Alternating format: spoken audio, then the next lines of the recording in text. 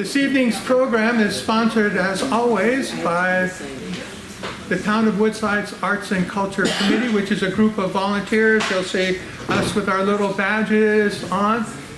So we've come together. We've been doing this for more than 10 years to try to promote interesting events for our community. So this evening, we'll be hearing some local history, but we've had presentations with music, on art, with creative writing. We've had writers groups. We've had performers from different small theater groups. So we've had quite a variety of presenters for you. And again, it happens the first Friday of every month. Now this evening's presentation is a historical one. And Winston Churchill said, "The further back you look in history, the more present you will be for the future." So something to consider for this evening. And without further ado, I'm going to introduce you to our presenter this evening, Katherine. Katherine is with the County Park Service. She's very familiar with this subject, and it's going to be fascinating, and there will be opportunities for questions at the end of the presentation. So we'd ask you to hold any questions until that time. So thank you and enjoy the program. Katherine. Thank you. Thank you, Tom. Hello, everybody. My name is Katherine Wright. I work for San Mateo County Parks as a park ranger. I lead our interpretive division, which consists of our environmental education and community engagement programs. So we have presentations anywhere from things like this to classroom programs to taking people on camping trips at our parks or nature hikes or whatever. Like lots of different, amazing different events that we get to do, and I'm very honored to present to you tonight. So I'm really grateful that the Woodside Arts and Culture Committee reached out to me. I'm going to give a little context first about Sam McDonald Park, and then in our department, and then I'll go into who Sam McDonald was and the legacy that he left behind. Okay, so this is me, and some of the cool things that I get to do for the department. So I just wanted to start that off. And I started working for County Parks in 2010 as a park aide at Memorial Park, which you might be familiar with, really close to Sam McDonald Park. I'm doing campground programs for the people who are going out there camping, and it was lots of fun. And that's when I first heard about Sam McDonald, but I didn't know who he was. And I had actually been camping at Memorial Park my whole life and had always driven past Sam McDonald Park. But I didn't know who he was. I didn't think it was just like some other person who had a park named after them. No big deal or anything like that. But then as I started working for parks and reading about the history, I was really fascinated by his story and his life. And so a few years ago, I started doing more research on him and started doing guided nature walks on his property, and it's been really fun teaching people about his life. And we actually do have one scheduled for February, so if anyone's interested in hearing the exact same presentation in the park, feel free to come join us. I think it's going to be the last weekend in February, but we'll get it up on our website soon. So, as I said, I work for San Mateo County Parks. We have 24 parks, and there's one, my math is wrong, there's one park that's missing that we've added. We have Sam McDonald Park located down there at the very south part of the county in La Honda, and it is part of the Pescadero Creek Park complex that has contiguous land with Memorial Park and Pescadero Creek County Park, and that's about 8,000 acres. But we, as a department, manage all these other properties, and we do programming in my division at almost all the other parks in the department. So a lot of you have already been to Sam McDonald Park, so you probably are familiar with sites like these, blessed by beautiful vistas and towering redwood trees, cute little newts. This is the best time of the season to go see newts. And my favorite, the tiger lily flowers, which are actually like right in front of the visitor center at Sam McDonald Park in the parking lot. So home to the infamous mountain lions, all the way to UC Santa Cruz mascot, the banana slugs. And it has beautiful panoramic views of the Butana Ridge. Some of it was burned in the CZU fires recently. This is a map of Sam McDonald Park. It's made up of 850 acres. This is the white part that's outlined here. And it was acquired in 3 segments. So they all have unique histories. The one that we're going to focus on mostly is the section that Sam McDonald's property that was acquired by Parks, and that was this segment right up here north of Pescadero Creek Road. So that section, and then we have the town property, which is this section here. Jack Brook Horse Camp is on that property, and also most recently was Heritage Grove, which is over here, and it has some of the oldest redwood trees in our county. And so I want to introduce you, though, to Sam McDonald. So meet Sam, as he was affectionately known. As he was born, Emmanuel Bruce McDonald. He lived an extraordinary life with many accomplishments during his career and his life at Stanford University. And outside of work, he was a very generous, honorable man, and I love telling his story. He was born on January 1st, 1884, so belated birthday to Sam, just a couple of days later, 136 odd years later, in Monroe, Louisiana. He was the 5th of 7 children, and Sam's grandfather on his father's side was granted freedom by the young plantation owner that inherited his father's enslaved persons. And Sam's grandfather learned how to read from the former enslaver and enabled his grandfather to, it was something that he learned how to read and write, which was something that was usually denied to enslaved persons at that time. The family's given name, McDonald, came from the Scottish landowner of the plantation. And Sam's father was Peter Bird McDonald, and he was a Methodist minister, while Sam's mother, Priscilla Wheatley, she was born into slavery and wasn't freed until the conclusion of the Civil War in 1865 when she was 9 years old. Pictured here is Sam McDonald in the middle, and his father, Peter Bird McDonald, on the left, and his younger brother, Jesse, with Sam on the right. I don't have any images of his mother that I was able to track down, but I'm always building onto this presentation every year, something new.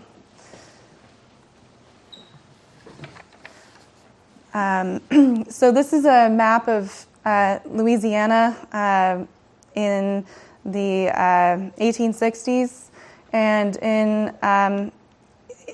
it was one of the leading slave states in the South, and the population, 47% of the population in 1860 were enslaved persons. It seceded from the Union in 1861, and in 1865, when the 13th Amendment was passed, which abolished slavery, unfortunately, the South wasn't ready to accept those changes, and we know what happened with the Civil War. A lot of violence broke out with paramilitary groups, and their racial tensions and violence was very high.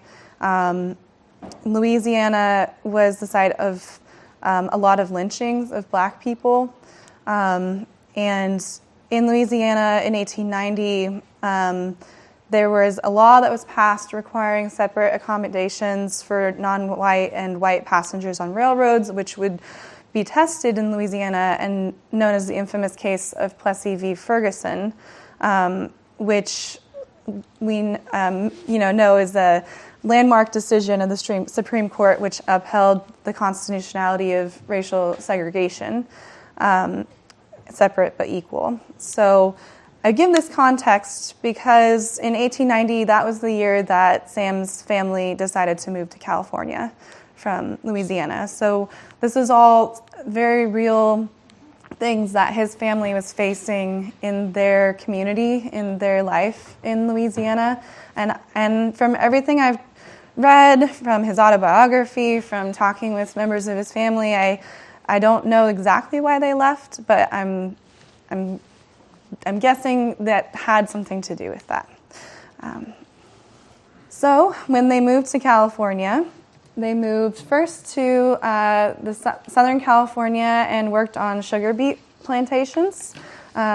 His father worked on the sugar beet plantations, and he began school when he moved here at the age of 6. Sadly, his mother passed away when he was only 10 years old, and about that same time, the sugar beet business in Southern California began to fail due to continuous cultivation and not rotating crops, and so the soil started to die, basically. So his family moved further north to Gilroy area and started to follow the farming businesses up there. In his autobiography, he recalls being one of the first black families in Gilroy in the Santa Clara Valley, and he mentions really enjoying living in that valley. This is a picture of what it might have looked like at that time in Gilroy, and he said that everyone was very welcoming and offered work on their farms. Sam obtained a 7th grade education before he ended up having to drop out of school to support his family by working on local farms milking cows. And he had a very strong work ethic that continued on throughout his life, which we'll learn more about. Has anybody done any stuff on Ancestry.com? You might be familiar with this. A couple of years ago, I was just bored because of the pandemic, and I just wanted to look up some interesting history about my family, and I figured, I was like, well, I'm on here, I'll create a Sam McDonald family tree and try to see how much information I can glean from it. So while I was on there, I found this census sheet from 1900, and in 1900, Sam was 16 years old. Does anyone remember what you were doing when you were 16 years old? Yeah.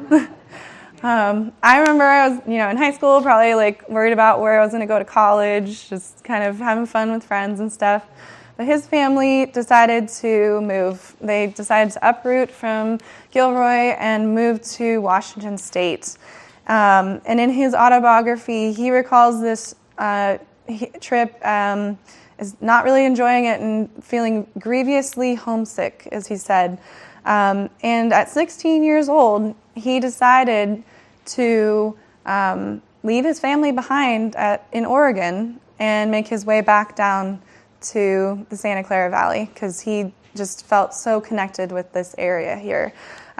He ended up staying with friends that they had made along the journey north on his way back down, and he ended up bartering his time and his labor and his very few possessions to make the trek all the way back down to the Bay Area.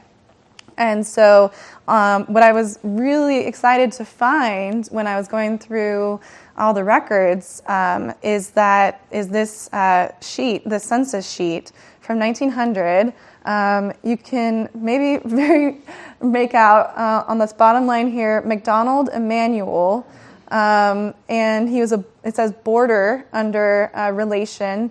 It was listed as a boarder and a day laborer for the Sewell family in Oregon, one of the families they had befriended on their way north as a family. And in his book, his autobiography, he speaks fondly and very highly of the Sewell family and explaining that it was really only with their support and kindness and encouragement that he felt that he could actually make this big decision to leave his family behind. Sorry, I keep moving away from the mic. And go back south. So they hired him. Local people near the Sewells hired him to work raising horses and cattle at $1.75 a day. And he was able to save up money and purchase 2 horses at the price of $25 each and set off on his journey back south in October 1900. So It was pretty crazy. Definitely, I don't think I could have pictured myself doing that at the age of 16. And I was really glad to find some, evidence of this awesome trip that he had on just Ancestry.com.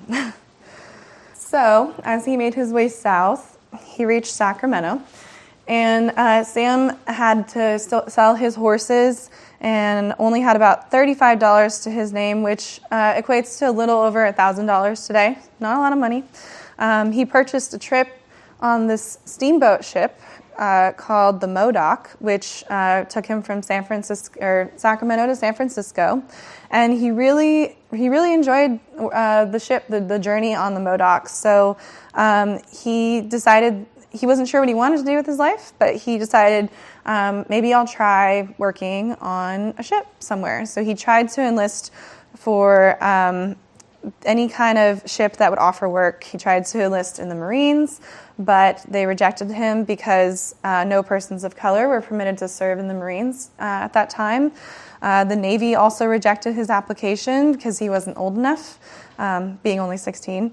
And the Army Transport Service in Oakland interviewed him, but he lacked the experience that they were looking for, so they rejected him as well. And after all of those rejections, he was feeling discouraged, so he ended up pursuing other opportunities. While he was in San Francisco, he was approached by two men asking if he would be willing to work in a studio. And he didn't really know what that meant, so he was just like, sure, we'll try it out. And so he went to Newt Studio on Clay Street and posed as a model for art students. It worked well, and he came back for different sittings, but then they ended up asking him to pose nude, and he didn't want to do that, so he didn't return. He was too young, but he did make friends on his trip from Sacramento to San Francisco on the Modoc. So when they were docked in San Francisco at one point, he found work on that ship as a chore boy, galley hand, and a swamper, and he ended up getting paid $15 a month. After about 6 months of working on the Modoc, he had an opportunity to advance to a crew member from his position, which was a lower position than that. But he ended up turning it down because he had decided that what he really wanted to do was return to Santa Clara Valley and work on the land as he did when he was younger. So in June of 1901, Sam made the trip down to Mayfield for the first time. The town of Mayfield, some of you probably know way more about Mayfield than I do, but here's some background. The town of Mayfield dates back to 1853, and the town had a post office, railroad station, stores, saloons, and a school. And when Senator Leland Stanford founded Stanford University, he wanted to choose Mayfield but he considered the town's many saloons to be inappropriate for a university town. So he requested to close the saloons, but was rejected. So instead, he formed nearby Palo Alto in 1894 as a town where no alcohol could be sold, and he established Stanford University there. The increasing wealth and population of Palo Alto, as well as a ban on alcohol in 1905, led to the decline of nearby Mayfield, and they eventually annexed that part of it to Palo Alto in 1925. But upon arriving in Mayfield in 1901, Sam became acquainted with some teamsters, people who care for and lead teams of horses, and that worked in the area, and he spent the next couple of years working on local farms and ranches in this area. So he tells a lot of great stories in his autobiography, and I keep tying back into that. If you ever have a chance to read it, I highly recommend it. It is quite verbose, but it is a good read. And they aren't in print anymore. I have a copy up here if you want to take a look at it after the presentation. But I do believe that some libraries have them, and I know that Redwood City Library has a copy in their reserved section, so you can go in and check it out. But in one of the many stories that he tells in his book, Sam discusses meeting Chris Iverson, who lived near Pescadero Creek in modern-day Portola Redwood State Park. And Chris Iverson was one of the first European settlers in the area. That person also has a very interesting history, which is worth checking out, but not something to tell today. In approximately 1903, Sam mentioned going on a camping trip with friends out to the old Iverson cabin for a trip full of hunting and fishing, and he describes it as a trip which anyone would have envied. And this is the first time in his book that he discusses visiting this area of San Mateo County. And I personally believe that this trip might have influenced his decision to later purchase property in La Honda. So after working with Teamsters on various different farms and places in this area, in September of 1903, at the age of 19, Sam began his very long employment at Stanford University, aka the farm. He was hired as a teamster to haul gravel from San Francisco Creek for the maintenance of campus roads, and he was paid $1.25 for an 11-hour day at that time. Sam was a very friendly, kind man and made acquaintances very quickly. He said his labor and attitude found favor with his supervisor at Stanford, and in less than a year, he became what he calls the straw boss, or the sub-foreman for the crew. And this is a picture of Stanford University back in that time. While working at Stanford, Sam followed very many academic pursuits. Even though he only had officially a 7th grade education, he really loved learning. And he studied meteorology, phrenology, law, and many other topics. And he one day dreamed of practicing law. He didn't end up attending the university, but he did pay students to tutor him in subjects that he was interested in. So they'd go to class, and then they'd teach him stuff that they learned at class. He also studied criminal investigations, and he attended police secret service school, in which he obtained an accredited membership in the American Detective Association. And later in 1904, he received a lot of offers working for other organizations and detective agencies. So he decided to approach his supervisor with this new interest. And his supervisor recommended that he apply for a position to be one of 2 night watchmen at the university. And later on, Sam was also appointed deputy by the Mayfield town marshal. Later in life, Sam also continued these pursuits and served as a Secret Service agent for the U.S. Treasury Department, as well as a deputy constable for Palo Alto Township and deputy sheriff for Santa Clara County. But lots of interests. Dun, dun, dun. In 1906, the infamous earthquake hit, and Sam McDonald was living on campus, and he describes it, I'm going to read it quote word for word as he describes it in the book. I was a night watchman at the time of the quake and had just turned in when the ground started shaking. I guess the water tap in my bathroom busted, but when I was jogged awake and saw that water floating under the floor, I thought for sure that we had just dropped off into the ocean.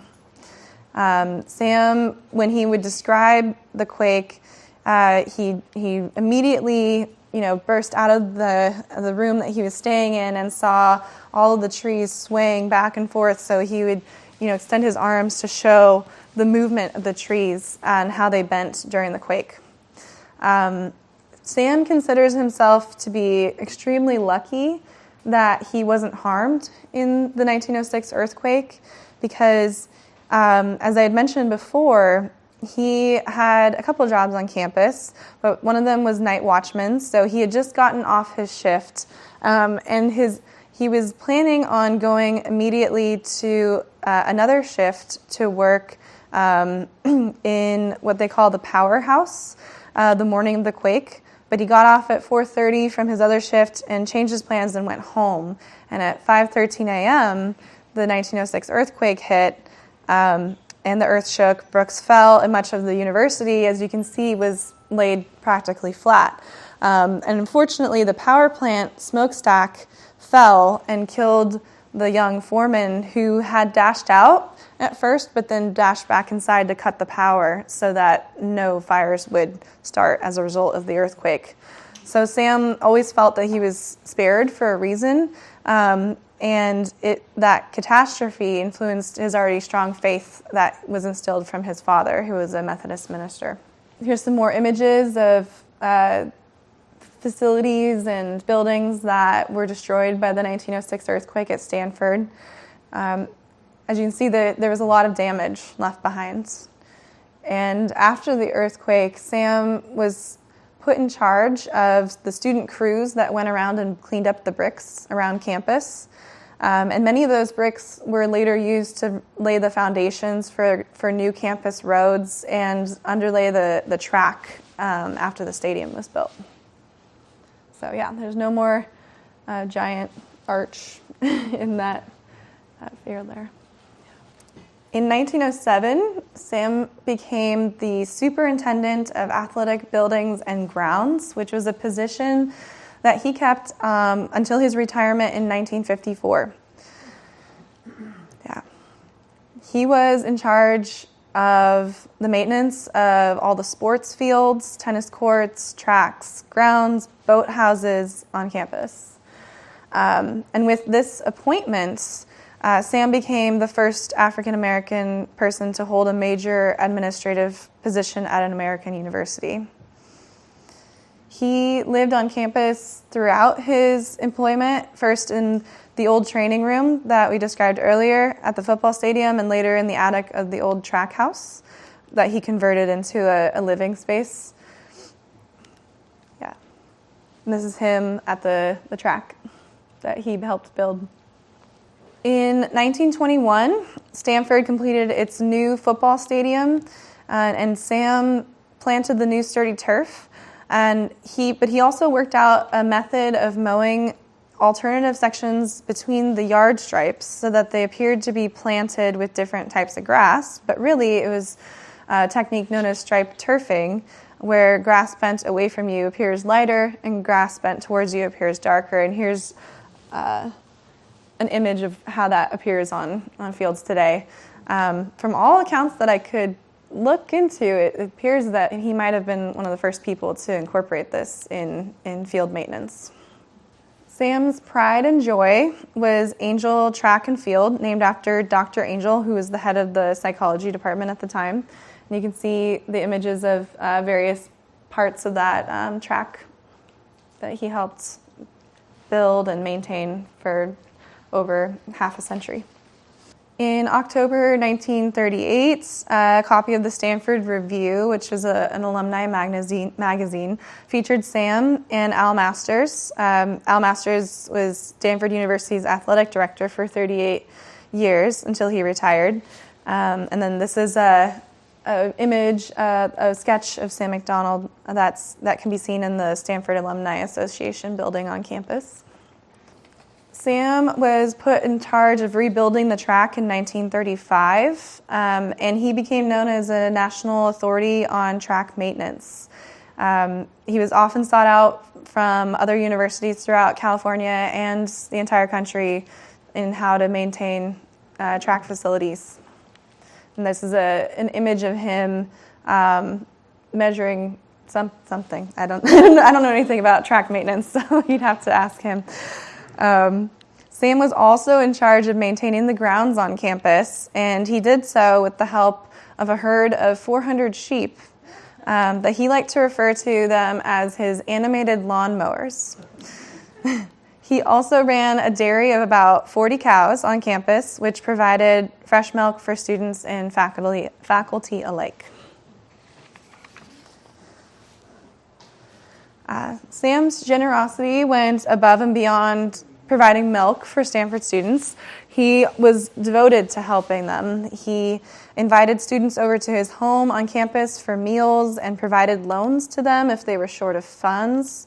He loved to perform intramurals with students in track and boxing. He also hosted barbecue fundraisers for every sports team on campus with his famous lamb ribs, which you can see in the tray there that he had barbecued. He made friends with everyone he met, including former President Herbert Hoover, who was a Stanford alumni. He always made it a point to visit Stam when he and his wife visited Stanford so that they could trade gardening tips. Speaking of which, Sam grew an amazing vegetable garden open to anybody on campus who wanted to harvest food. And that was particularly important during the Great Depression, where a lot of people were struggling to carry on, and they needed extra support. So they had, fresh food on campus. They could get fresh milk, and these fundraisers helped support the teams when funds were short. He had many sayings on his walls in his home on campus that he wrote up there, just wrote on the wall. He said, one of them was, "He who has 1,000 friends has not one to spare." He even played Cupid for one Stanford couple that is mentioned in the book. The student said to Sam, I had a time getting my lady friend, that was now his wife, to go out with him until she found out that he was a friend of Sam's." And these are some pictures of Sam barbecuing for the football squad during a fall practice. And there's some famous people that you can, some Stanford famous people, Al Cook and Mike Simmons, although I'm not super familiar with them.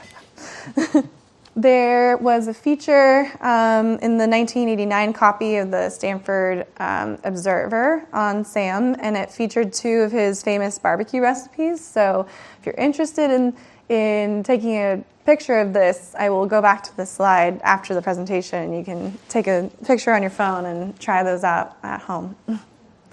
So it's easy to say that Sam was one of the most well-liked persons on campus. And in 1941, as you can see in this image, Sam McDonald Road was dedicated to Sam. At the ceremony, the then Stanford president, Ray Lyman Wilbur, commented that if I ever had to run against Sam McDonald for the presidency of this university, I would be mighty afraid of the results. Sam McDonald Road is still there today as a footpath that connects Stanford Stadium to El Camino Real. And these are just some photographs from different sports, and Sam McDonald is seen on the side cheering people on. But wait, there's more. Sam's generosity extended beyond helping students and being really supportive of the athletic programs on campus to the Stanford's Convalescent Home for Children, which was established in 1919 at the old Stanford Mansion by the university chaplain.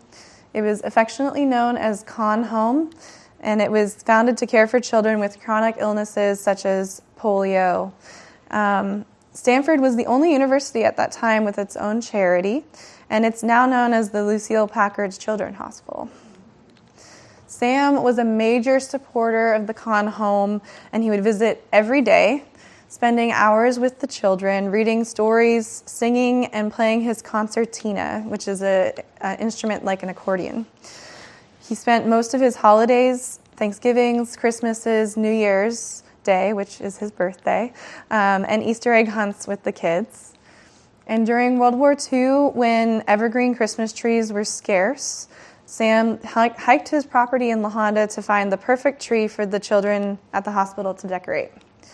He even grew pumpkins in his famous campus garden for the kids to carve on Halloween, and planted watermelons and peanuts so that they could see different things that grew in the South. Sam McDonald Day was celebrated in 1920 and was held every May thereafter for more than 25 years. And on that day, Stanford students would volunteer at the Kahn home to paint and work in the gardens and visit with the sick children. And, of course, the day ended with a fundraiser barbecue.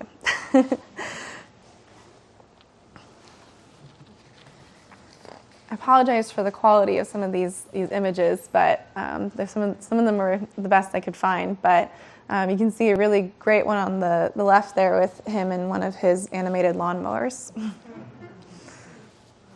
All right, but enough about Stanford. Let's move on to La Honda. Funnily enough, Sam recalls in his book one of his first trips to La Honda, as opposed to where Portola Redwood State Park is, was to fetch grain when he was working for a farm in Mayfield, and he tells a story of encountering a bear. And he says in the book, my only thought was to get out of there as fast as I could and never return, and now to think I there abide. We don't have bears in La Honda anymore. In 1917, Sam acquired 430 acres of steep redwoods in La Honda. He built a home that is pictured in this photo that has several bedrooms, a kitchen, bathroom, and living room with a spacious porch overlooking Alpine Creek. And, of course, his home was painted cardinal red. And you may notice the Stanford pennant that is hanging above the door right there. Sam is accredited with being one of the first known African-American people to own property in the Redwoods. He named his home Chichiwawa, meaning little squirrel in an Indian language. I'm not sure which one it comes from, but he states in his autobiography that he was 1/8 Choctaw Indian, so perhaps it's from that language. He built a small dam over Alpine Creek, which is right behind his home, and created a small pool that he called Moqui, after a Hopi princess from the Arizona tribe. And he established what he called the La Honda Alpine Utoya Reserve to afford asylum to all wild creatures. And despite the potential for great income, he refused to allow hunting, fishing, or logging on his property. And this is a quote on the slide here from his book. He says, "I have journeyed there after my day's work that I might rest and work and meditate and pray in the seclusion of nature's sanctuary." Here's an image of his kitchen, circa 1927 or so, in Chichiwawa. Here's an image of him playing his concertina with some friends inside Chichiwawa in front of the fireplace. He often used his property as a quiet place to reflect and pray, but he also liked to entertain friends and family at his home. While he lived on Stanford campus his whole life, he visited this property on most of his vacations and many weekends. Neighbors in the nearby community of La Honda remember him driving his iconic Ford Model A along Highway 84 all the way through the early 1950s. Here's another quote. I just love all the quotes that he has. They're so thought-provoking. He said, "It is wisdom itself to find happiness with one's fellow man, equally so with nature, the bounties of Mother Earth, and the creatures that walk, fly, creep, all begetting inspiration." So most of all, Sam admired the redwoods, which he called the lords of the forest. He was a devoutly religious man, and these giant trees inspired what he called his loftiest thoughts and his loftiest flights of language. He would also call them a grand aggregation of lords, and as Sam himself stood 6'4" in stature, his friends commonly noticed a likeness, both in stature and noble nature, between Sam and the giant trees that he loved. Here is Sam, who is receiving a gift from the workmen of Stanford University Press in honor of his 70th birthday for working 50 years at Stanford. It's a bound volume of 130 letters that he received from old friends when he let it be known that he was working on his autobiography. And this presentation was made at the convalescent home Christmas party in 1953. And there's some people from the convalescent home there. During his later years, he started working on a book of his memoirs that he called Sam McDonald's Farm, mostly focused on his memories working at Stanford University. It is currently out of print, but as I mentioned, there's a copy at Redwood City Library and Burlingame Library that, to my knowledge, those are the only ones. He ended up retiring from Stanford in 1954 after working 51 years on campus. And when he was honored at his retirement, Sam was given a new car to replace his old Roadster and was elected an honorary life member of the Alumni Association under the sponsorship of the Palo Alto Times, and he was ushered into the Stanford Hall of Fame. Sam, at that time, had broken all records for length of service at Stanford. Sam sent over 800 Christmas letters each year. And it's crazy. I love that. And one such letter that we discovered in this very copy of Sam McDonald's Farm, he had written on that letter, the laudatory remarks in your letter of June 2nd, informing me of the honorary membership to the Stanford Block S Society, and approved by you and your associates, was gratefully received. Mere words are meaningless to express the extent of my gratitude. Its contributions to Sam McDonald Farm will be of much significance. And then below it says, P.S. Good friend, please accept my good wishes for your household and the enjoyment of a Merry Christmas and happiness throughout the coming year, Sam. Unfortunately, in his later years, Sam suffered from diabetic gangrene in both his legs, and they had to be amputated. When he was recovering in the hospital, hundreds of people visited him. In an article from the March 1956 Stanford Review, after 5 months in the hospital, he came back to the track house, which they had remodeled so that he could have accessible accommodations for his wheelchair. He went to the hospital on August 25th, and he was planning to write another book. A couple of other images of Sam in 1957, and behind him is the building where the original convalescent home was, and it was in what remained of Stanford's family home. Sam passed away in November of 1957, and he bequeathed his home and property in La Honda to the Kahn home. They, in turn, sold it to San Mateo County for its use as a park. It was Sam's wish that the land be used for young people, and the land was dedicated as a park in 1970. A few people were better loved on the Stanford campus than Sam McDonald. He attended every big game, the competition between Stanford and Berkeley, for 50 years. He passed away just a few weeks before the big game, the year he died. And at halftime, instead of forming the traditional battle acts, the Stanford marching band grouped in the letters of SAM and played the Stanford hymn in his honor. And then a card stunt spelled out "In memory of Sam." So I always thought that was such a beautiful, beautiful thing. Some more quotes that I really liked from his walls of his home in Stanford and La Honda. Yes. Remember people on your way up, as you will meet the same people on your way down. May your blessings be as numerous as the sands of the sea. And then one, he that does good for good's sake neither seeks praise or reward, but is sure of both in the end. And I think that one is a very good summary of Sam's life. Sam didn't get married or have any children of his own, but in May of 2015, I had the honor of meeting Sam McDonald's grandniece, Leanna Brunson McLean, and I got to show her around the property with my coworkers. Pictured third from the rights, right here. Leanna shared many of her childhood memories of visiting Uncle Man, as she knew him, and his home, Chichihuahua. And I also actually had a really great interview with her. It was about an hour and a half long interview, phone call with her Just last summer, as we were preparing for our centennial with our Parks Department, we want to highlight amazing stories of the history, so we wanted to get some more history from her. And she's had an amazing life as well, honestly. She does so much great work for children in Costa Rica and has been involved in education all of her life. And I feel like that whatever is going on in their genes is some good stuff.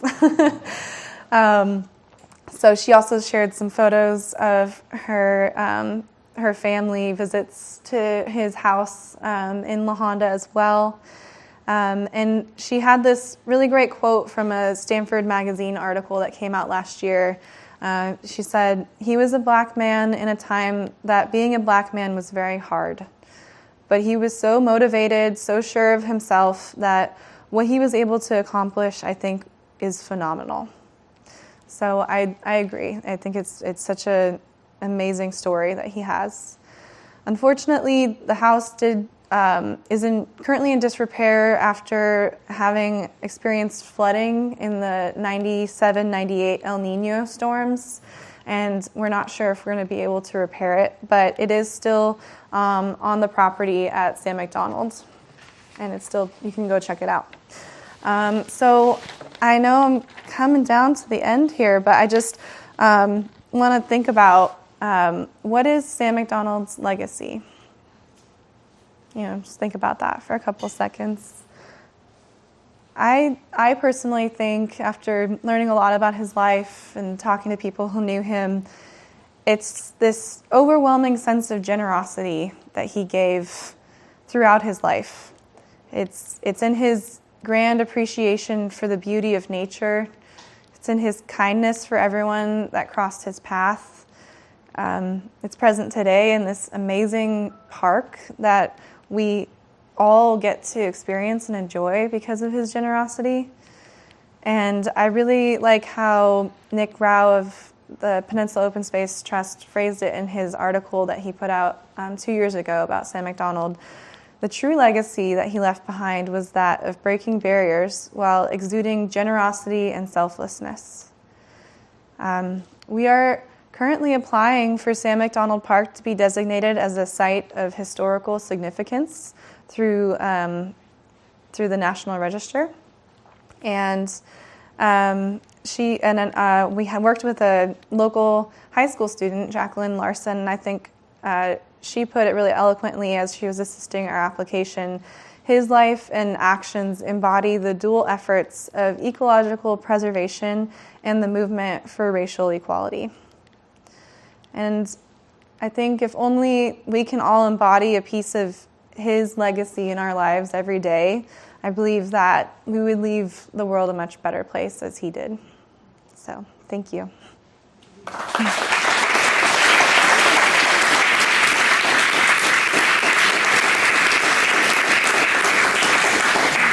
A couple more questions. Otherwise, I'd like to thank you all for coming this evening and remind you that First Friday happens every month. And next month, February 2nd, we have the Lamplighters Music Theater. There are flyers at the back table, so if you'd like one, pick one up. Rudyard Kipling said that if history was taught as stories, none would ever be forgotten. And I think, thanks to Katherine this evening, none of us will forget about Sam McDonald. So thank you again, and we look forward to seeing you next month.